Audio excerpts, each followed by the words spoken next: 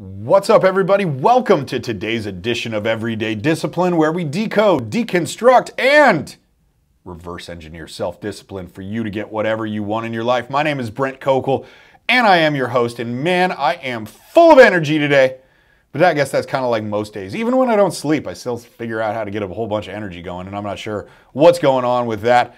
But I do have a lot of energy. I'm excited for this show, as I'm excited for every single show that I do with you guys. We're actually going to be talking about my dog today that's going to be linked up to a pretty powerful lesson that is going to give you a path forward. And I'm going to share a story that's going to make me sound like a complete idiot. But that's also most shows. So if you're a frequent listener to the show, welcome back. Thank you for being here and giving up some of your bandwidth on me. If you are a brand new listener to this show, welcome to this show. Also, if you're brand new, you got to understand the ground rules here. I'm going to give you guys a story and a lesson. I'm going to give you guys some application of that lesson. And then at the end of the episode, I'm going to give you some suggestions on actions that you can take. And these are mostly self-discovery. I'm not going to tell you to go do any specific thing because how arrogant of me to think that I know what's best for you. But I am going to pose a question for you to ask yourself. And that question is most likely going to lead to an action. And once it leads to an action, then what I want you to do is just take that action. Take that action to improve your life in some way, shape, or form in the next 24 to 48 hours. That's why you're here on this show right now. You're not somebody that's just looking to be entertained. You're not somebody that is just looking to hear somebody rant. You are looking for yourself. You're looking to do something for yourself, which I think is awesome, which is why you guys are here. So the story I'm going to share with you guys today is about my dog. So if you listen to previous episodes, you know that I've got a German Shepherd who's still a puppy. And my wife is super ninja in the way that we got this German Shepherd puppy. I didn't want it. I didn't want a dog at all because I didn't want one more thing in my house that needed something from me. Like when I get home at night, I am like exhausted. I've got just enough bandwidth for my kids and my wife, and I didn't want anything else that would need my attention. We've got 2 cats. Those are great because they only tolerate my existence. Like I walk in the door at night and they're like, "How was your day?" "No, you know what? I don't give a shit." And they just turn away and walk away. And they put their tail up so I can see their asshole. And they're fine because they tolerate my existence. You get a dog on the other hand, and the dog looks at you and goes like, "Hey, are we gonna play now? Like, you're here, can we play? Like, I'm super excited that I saw you." So I didn't want a dog. I told my wife, I don't want a dog, I don't want a dog, I don't want a dog. Then one day she says, "Hey, I'm taking the kids, we're gonna go look at puppies." And if you're watching on YouTube right now, instead of just listening on Apple, Pandora, Spotify, wherever you're listening to podcasts, you're seeing me do air quotes. We're just gonna go look at puppies. Now you can imagine I'm thinking about this going like, nobody just looks at puppies. Even though my dumb ass at the time was going like, yeah, they're just gonna go look at puppies. Okay, that's awesome. I'm gonna go work on a Saturday. That sounds great. I get to do that. Then I get a text message with a picture, actually a video of this tiny little puppy. And this puppy was like, you know, maybe like 4 weeks old, 5 weeks old at the time, licking my then 10-year-old daughter's face and my daughter laughing her ass off. And I just like, my heart sunk. I was like, one, I'm pissed because like my wife totally made it so we have to get this dog. But 2, like I gotta respect the strategy. That was insanely good, like wife getting what she wants kind of action right there. So wives take notes. Husbands also take notes because you need a defense that I didn't currently have at the time. But we've got this dog, and this dog runs around our house, and this dog was finally at the age where she could get fixed. We had to fix the dog. We wanted to fix the dog because, oh my God, I didn't even know, like when I said I didn't want the dog, I didn't know there was such a thing as like a dog having a period. So we got dog period running around our house. And like, I didn't even know this was a thing. I still didn't want the dog. I definitely didn't want the dog once I found out there was dog period. Plus also we didn't want like another, like a litter of puppies because we take her to the dog park and there's a whole bunch of horny dogs around there that would love to hump my German Shepherd. They used to try. And it was funny because you could tell she would reject a lot of them, but some of them were like tiny dogs that were trying to hump her and she wasn't having it. But in any event, we didn't want a bunch of little German Shepherds. We certainly didn't want like German Shepherd and Yorkie mixes running around. I don't know how that would have worked, but in any event, you get the idea. We didn't want this. So we ended up getting her fixed. And when a dog gets fixed, it's got the cone of shame. You've seen the cone of shame that goes around a dog. It's basically so they don't like bite at their stitches. So the dog's got the cone of shame. And she's not aware that she's wearing it. She can feel it like there's a collar, and I'm guessing she can see it, but she's not aware of like the dimension of it and the size and the shape and everything like that. And so she walks around and you just hear these like thunk, Walk, walk, walk, walk, walk, thunk. Walk, walk, walk, walk, walk, thunk. And what was happening was she thought she could walk past a door or through a doorway and didn't recognize how wide the cone of shame was. And so she'd run into these things and then she would just keep going around and that was it. Like the dog would just do this. Now here's the lesson in today's episode, guys, is that blindness to what's holding you back is what creates confusion. Blindness to what holds you back is what creates confusion, and confusion leads to frustration. You've got to be able to clearly see what the problems are for you that are currently holding you back. Because if you don't see them, you can't take any action. This is one of the reasons people stay stuck, is because they don't take the time to investigate the problems themselves. They can't see them. They're blind to them. And so it just turns into this era of frustration.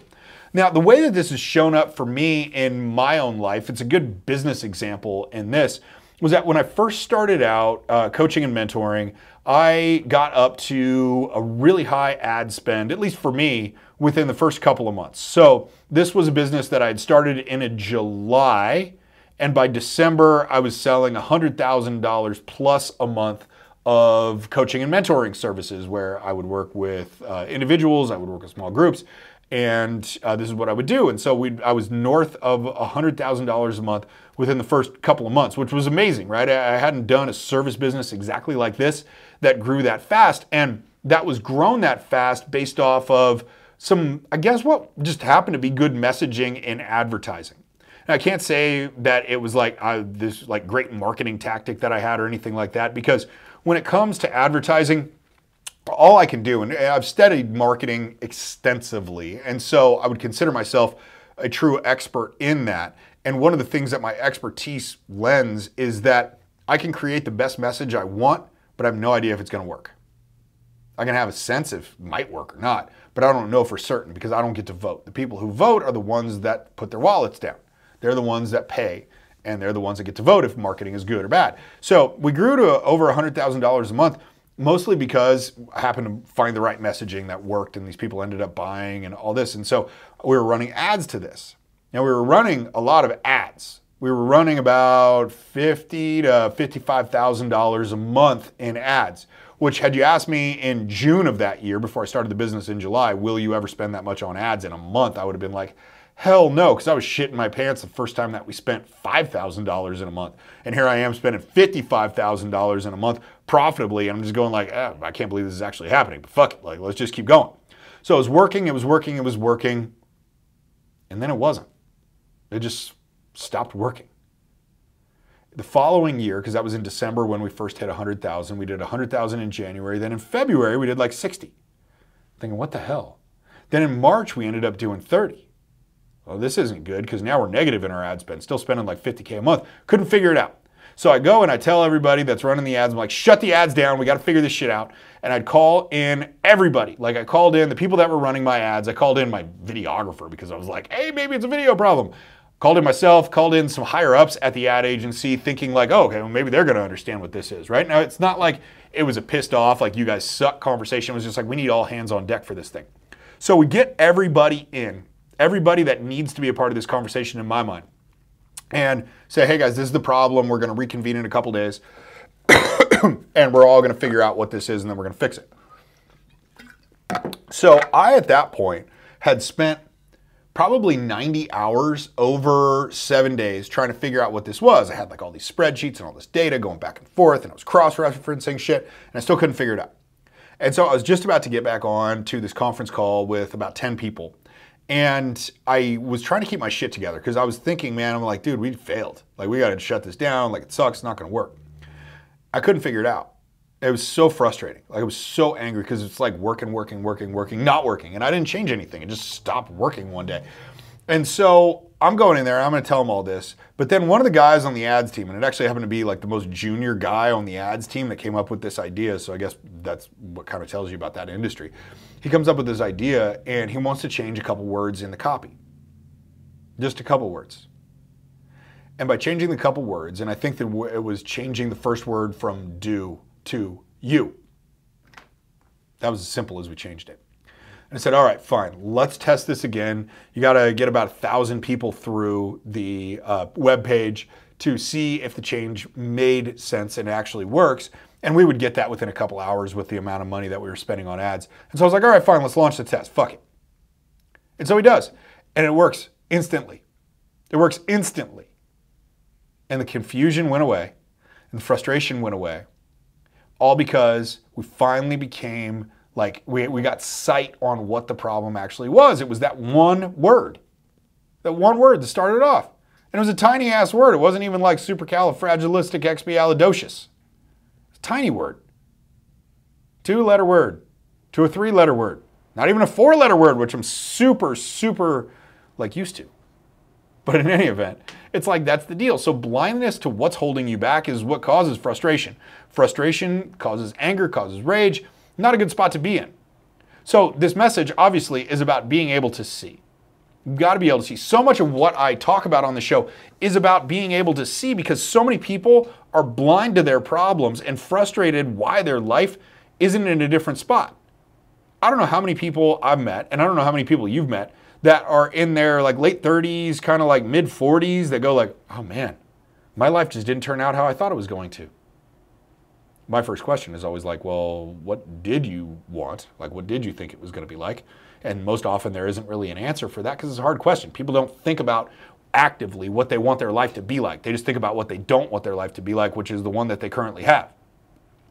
But the deal with it is, every single time, is they're blind to what's holding them back. In some cases, they're blind to what's holding them back simply because they haven't thought about what exactly it is that they want and what exactly it is they are trying to create. Now, that's just as true for a business as it is for a human being, like an individual human being. Knowing what you want is the first step to figuring out how to get it. Being blind to why you're not getting what you want, well, that's going to require some more people. That might require professional help, right? I'm not here to sell you anything, because chances are most of the people that are listening to this podcast, one, aren't the ideal client, because I work with a very specific type of company. And 2, this is not really the purpose of the podcast. But you do need outside help, and that is what I do. Now, whether you choose to pay for the expertise of outside help, which by the way is super expensive, or you find somebody inside that you just trust and you know, and maybe they're a buddy or something like that, then maybe you can get them. But you've got to have somebody help you figure out what you're blind to. Because when you get that, then you can attack it. You can remove the confusion. The confusion is just like, I don't know what to do. I don't know what action to take because, shit, I don't even really know why the problem exists. So once you find it, you get to kill it. So what I want you to do in the next 24 to 48 hours is I just want you to take a self-assessment of the things that aren't working in your life that cause you frustration. Then, after you're done with that list, I want you to create a list of things you could potentially be blind to. What you get with that list is things that you might want to take a further dive into. That's the key to progress. Consistent forward motion on things that actually matter, but the things that actually matter are things that you need to be able to see. That's one process for doing that. I do want you to do that in the next 24 to 48 hours. Also, if you have not yet, and you are a frequent listener to the show, or even if you're a brand new listener to the show and you just like this episode, please do give me a rating on whatever podcast platform you listen to this on. It is massive for me and the algorithm. It helps get this message out to more people. I do not have anything to sell you here on this show. That's not the purpose of my ask. My ask is because there are a lot of people who are stuck. Lots. Most people are stuck. Most people settle for lives that just happen to them versus them deciding what they want. I don't want that to be one of you. I don't want that to be anybody, which is why I record these episodes. So please do give me a rating, preferably a favorable one, but please do give me a rating on whatever platform you are listening to this on right now. That would certainly mean the world to me. And as always, guys, I'm going to do my job and come back next time. I want you to do your job and you come back too.